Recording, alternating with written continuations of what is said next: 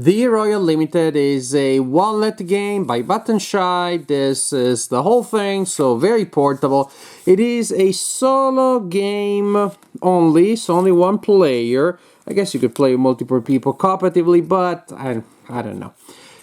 You're gonna have a rule sheet, very economic in terms of language, because they just don't have a lot of room, but there is room for explaining every rule.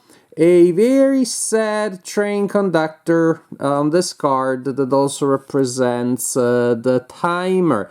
You have 4 rounds to score as best as you can, and you're trying to basically place as many cards as possible to get rid of as many cards as possible. And you will have a deck of cards, and you will also have 2 VIP cards. They will come out of this group of cards. They're also double-sided, so very neat, a lot of variety, and different VIPs will present different challenges.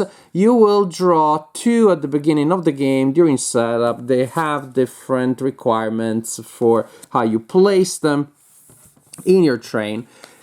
And again, you need to place as many cards as possible from this deck, and also including the 2 VIP cards. At the end of 4 rounds, you will look at your score, which is based on how many cards you still have. So again, you will want ideally to have 0.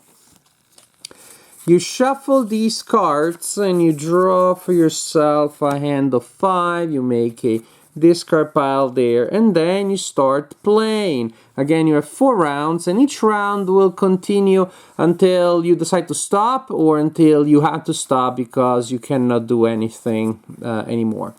These cards have a cost, which is the number that you see there, if you're playing the card as part of your train. For example, this one has cost of 0, so I could just play it. If I want to play this one, the cost is 2, I need to discard 2 other cards. And suppose that I decide to discard these 2 cards, and that's it for that placement. I can also play a card as a passenger. Oh, actually, just we're talking about building the train. If the first part of the train that you place, well, that starts your train. Later parts, later sections of the train, you need variety. These trains, you want each wagon to be of a different color and number from the rightmost section of the train. And so that may look something like this, but again, you have to pay 3, and I didn't have 3 in hand, so that would not have been good. So that's how you build your train. You can also choose to play your cards as a passenger, in which case you tuck them under a wagon that doesn't have a passenger yet. And this is also how you place these VIPs if you meet the requirements. And 0 counts as an even number in this game. So you place there. And in this case, to place a passenger in a wagon, you need to match either the color or the number. I'm matching pink with pink, and so that would be okay. So this was my turn. Now I'm left with this one card, which I cannot tuck under any wagon that I don't have. I cannot play because I cannot pay the cost. And so what I'm going to do is I completed that turn. I discard all cards that I still have in hand, and I draw another hand of 5. As I place a passenger, also should have mentioned this, when you place a passenger, you also trigger the event here, which is sometimes very good. Hey, maybe I can draw a card. Wouldn't that be great? Just to show some of these effects. But they are not all necessarily advantageous, and especially because you have to take the event, you have to resolve it if you can. And sometimes the way they move passengers around, they mess up with your plan, and that becomes very complicated. Actually, I found myself spending more time mitigating the effects of these things rather than enjoying them. Well, something says next, it means that after you resolve whatever it says, that the next actions you take must be that one. If you cannot do it, then your round is over, which of course means, boom, that the timer moves and there's an opportunity cost for that. And so, as I said, I'm starting my second round. I'm looking at my abilities here. I could place this one here, different number, different color, spending one card, and suppose that's what I'm going to place there. Then I could place this passenger because it gives me a 2. I trigger that effect, return the top card of discard pile to your hand, and I could continue like this. I could play this card here and discarding these, and so on and so forth. But I'm doing kind of randomly, and matter of fact, I'm not planning for my VIPs, which means I would probably score very poorly. So this is the idea. You will play for 4 rounds, and you try to place as many of these cards and as many VIPs as possible, forming this like really tight, really minimalistic tableau. This is the game.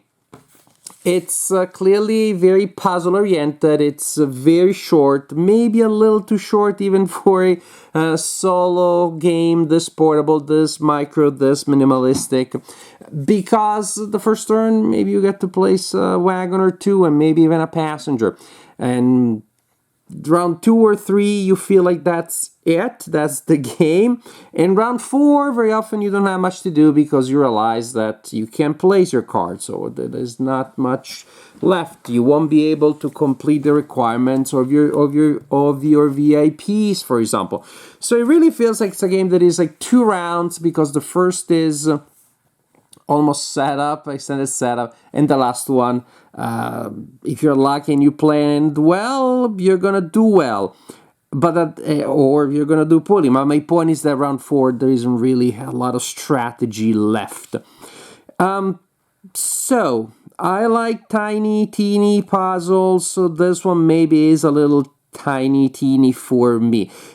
I just can't see the strategy. Sometimes I did well, sometimes I did a lot less well, but I can't tell the time that I did well. I was like, oh well, I'm gonna have that strategy, there's that idea.